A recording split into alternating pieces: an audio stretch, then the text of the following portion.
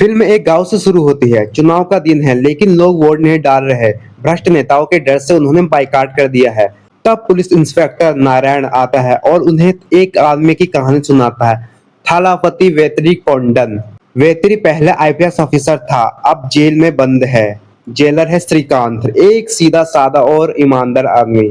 दोनों के बीच दोस्ती हो जाती है। वेतरी सबसे अनुशासित कैदी है। एक दिन वह जेल के अंदर एक बड़ी साजिश को नाकाम कर देता है। श्रीकांत उसके अंदर की इंसानियत देख लेता है। नियमों को तोड़कर वह वेतरी को उसकी बूढ़ी माँ से मिलवाता है। माँ की अंतिम इच्छा जेल के अंदर ही पूरी होती है। फिर एक दुर्घटना, श्रीकांत मरने वाला है।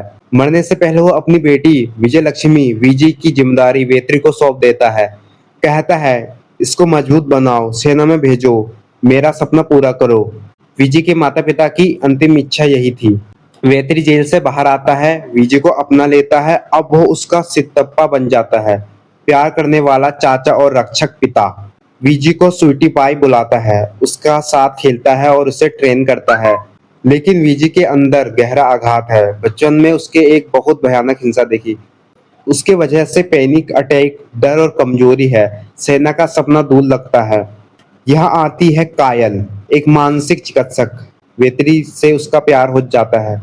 वह विजय के डर को समझती है और उसका उपचार करती है। वेतरी धीरे धीरे विजय को आगे बढ़ाता है, शारीरिक प्रशिक्षण और मानसिक शक्ति।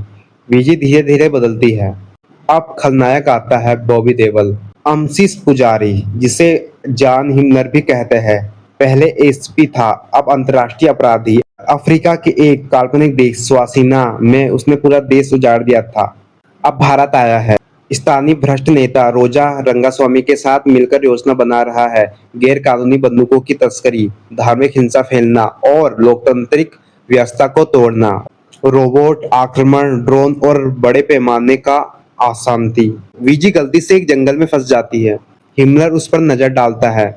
यहाँ से अतीत खुलता है। सालों पहले वेतरी ईमानदार आईपीएस था। पुजारी ने उसको धोखा दिया। झूठा केस, जेल, दोनों के बीच पुरानी दुश्मनी का रिश्ता है। अब वर्तमान में सब एक साथ टूट पड़ता है। हिमलर तमिलनाडु के मुख्यमंत्री को बंधक बना लेता है। सेना पर रोबोट और ड्रोन से हमला, बंदूकें बांटी जाती है। धार्मिक दंगे शुरू, लोगों में डर फैलता है। एक जनता रैली में हत्या का प्रयास, विस्फोटक। पूरा देश सोचता है वेतरी मर गया, लेकिन वह जिंदा है, जानबूझकर मृत बनकर छिपा है। छिपकर हिमलर के नेटवर्क में घुस जाता है। सुरक्षित डेटा केंद्र के सारे प्रमाण निकालता है। कितने लोग शामिल हैं, कितना पैसा, कितनी साजिश। फिर मास्टर स्ट्रोक, वेतरी राज्य प्रशासन व्यवस्था को अपने कब्जे में ले लेता है।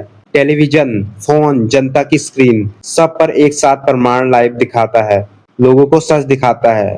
विशाल आंदोलन शुरू। पुलिस भी रंगास्वामी का साथ छोड़ देती है। उसे गिरफ्तार कर लिया जाता है। अंतिम संघर्ष में सीधा सामना, वेतरी बनाम हिमलर। बड़ी लड़ाई रोबोट ड्रोन के बीच। वेतरी हिमलर को खत्म कर देता है। अंत में सब ठीक। राजनीतिक नेता वेतरी को मुख्यमंत्री बनाने के लिए कहते हैं।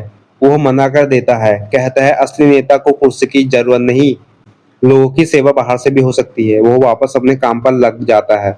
विजय अपना प्रशिक्षण पूरा करती है। सेना के रास्ते पर निकल पड़ती है। आघात जीत चुकी है।